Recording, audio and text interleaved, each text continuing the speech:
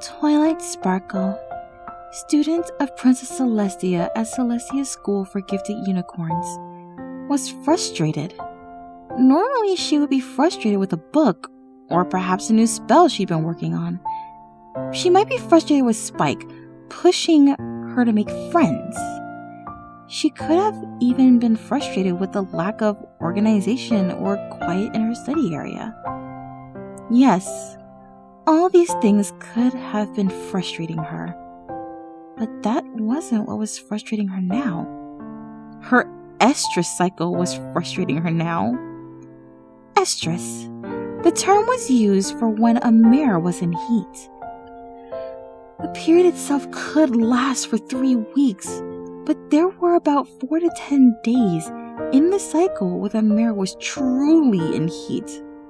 Since it was summer, it was mating season for ponies during the spring and summer months, were when many couples seemed to fall in love and cancel out or otherwise.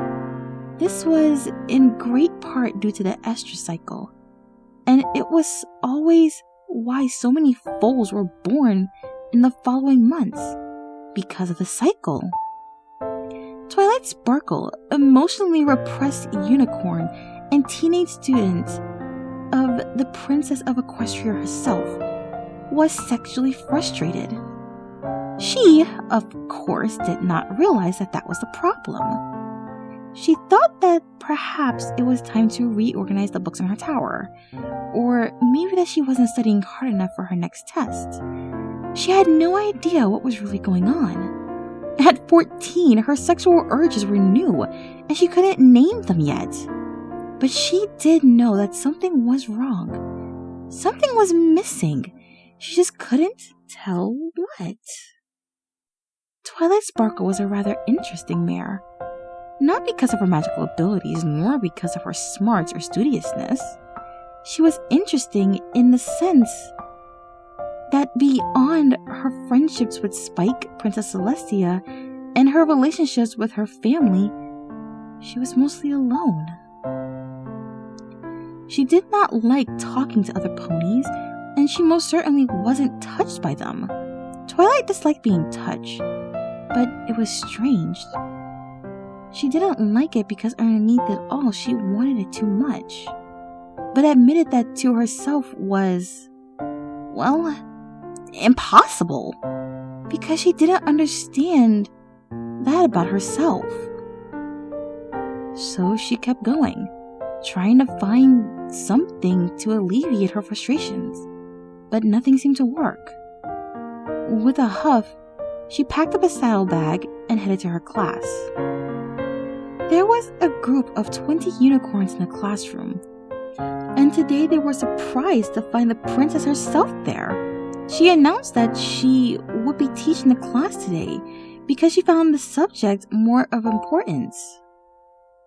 So every pony got out their notebooks and quills and started to write as she spoke. Today we'll be speaking on what fuels the magical properties in unicorns, Celestia said. Magic is something you are born with, and it's also a learned skill that must be honed over time to learn control. And a large portion of that magic is controlled by your emotions. Twilight studiously took her notes, but something in her teacher's voice made her want to sigh. She shook it off, though, and kept going. Celestia began to walk the aisles between the desks, weaving between the rows. The stronger your emotions are, the more magic you release. It is much harder to do higher level magic when you feel less emotion. This is why casting spells seems much easier when you are extremely angry or happy. The more extreme your emotions, the easier the magic is to channel. That is why it is so important to practice magic as much as you can, so that when you are in different moods, you can still hone that skill. That is also why it is important to keep emotionally healthy. Whatever you're feeling, it is important to acknowledge it. Twilight was keeping her eyes locked on her teacher now. The way she walked, the way her mane carefully floated through the air. She was electrifying. And she wondered, why hadn't she noticed this before? It is also important to release those feelings in a healthy way. Talk to someone about it. A friend will always be there to help you out. Celestia had paused to look at Twilight when she said the last sentence. Twilight, though, did not hear her. She was too fixated on Celestia herself to notice her words. Her quill was still writing, but she had unconsciously altered her magic and had the quill transcribe Celestia's words for her while she stared.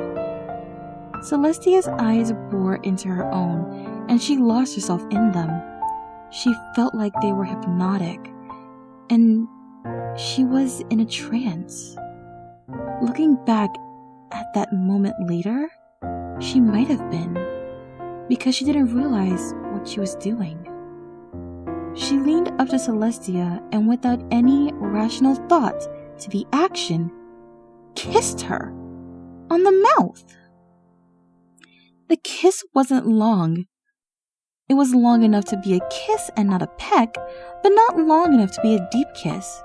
What roused her from her reverie was the sound of 19 ponies all gasping at the same time. A massive intake of air, like the entire room had become a vacuum.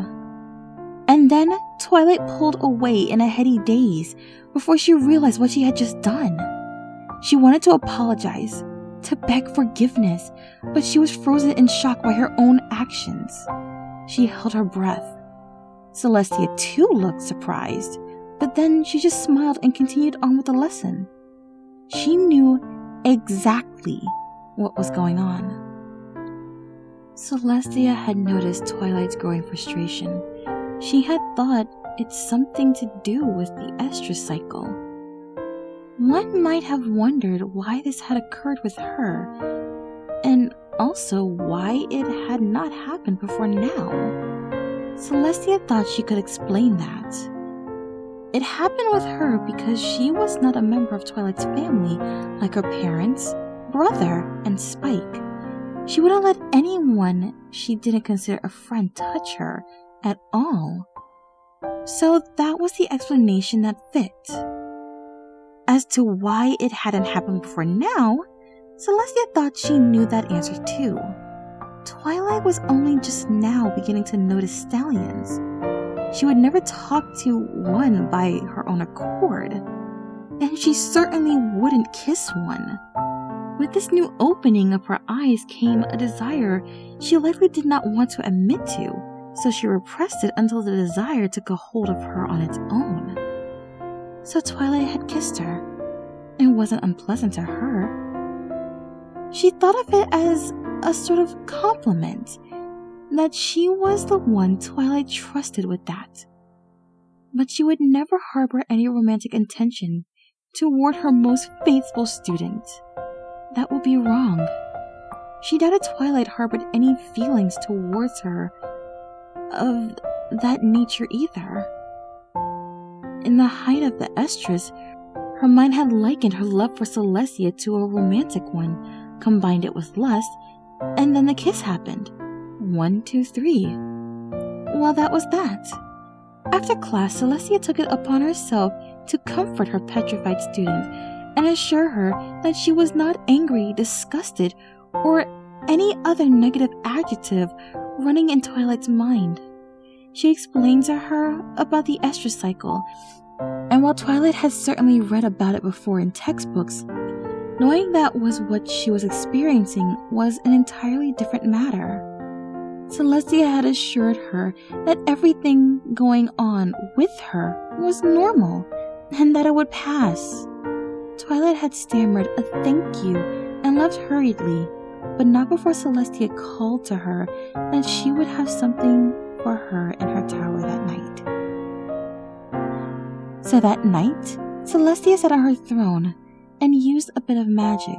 She created a pony, a sort of mannequin, or something of that ilk, and made it feel real. A stallion with a blue coat, brown hair, and violet eyes similar to hers was created. It knew how to speak, and it was enchanted to make whomever spoke with it instantaneously attracted to it. She sent the teenage stallion off to her student's room with a tray of tea. Twilight could explore these emotions without repercussions. After all, it was her duty as a teacher to educate her most faithful student, even if it wasn't about magic and was simply about desire. Support me on Patreon and Ko-fi, links in the description. Thanks for listening, and be sure to subscribe. Good night, every pony.